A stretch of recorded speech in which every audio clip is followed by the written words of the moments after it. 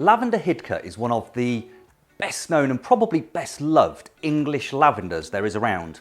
Now, it was named after the National Trust garden in the Cotswolds, which is Hidcote, and it's a garden made up of lots of different rooms, so you go from different parts of the garden and you get a different experience everywhere. Anyway, well worth a visit. But anyway, this lavender is named after the Hidcote gardens.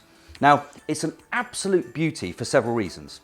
First of all, this is an RHS Award of Garden Merit winner, so you can grow this with confidence knowing it will perform in your garden. Plants that get the RHS AGM have to be proven performers season in, season out. This variety is. This is perfect for pollinators, so if you want to bring all of those beneficial insects and pollinators into your garden, whether it be bees, butterflies, you name it, this will attract them. This is one of the perfect plants to do it. But I think all of that's great. But the one thing I love about lavender, and particularly Hidcote, and I've got this planted in my garden, is the length of time it flowers.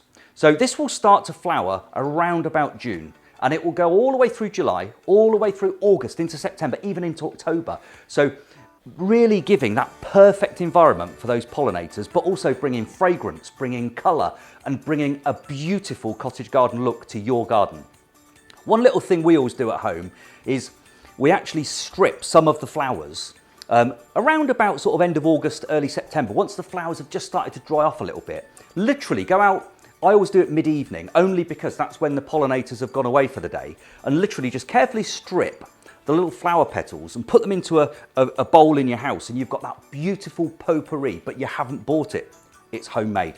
And that will do no harm whatsoever to the plants. The other thing I always do with mine is I just get the shears out around about the end of September, maybe early October, and just trim them back into a lovely glow, sort of ball shape, just to keep the foliage intact, but just trim off the flowers, and then they look tidy all the way through the winter. So this is a real must, I think, for the cottage garden lover. Fragrance, flowers, beneficial insects, and Lavender Hidcote is Award of Garden Merit winner as well. So the perfect lavender, the perfect English lavender for you to grow in your garden.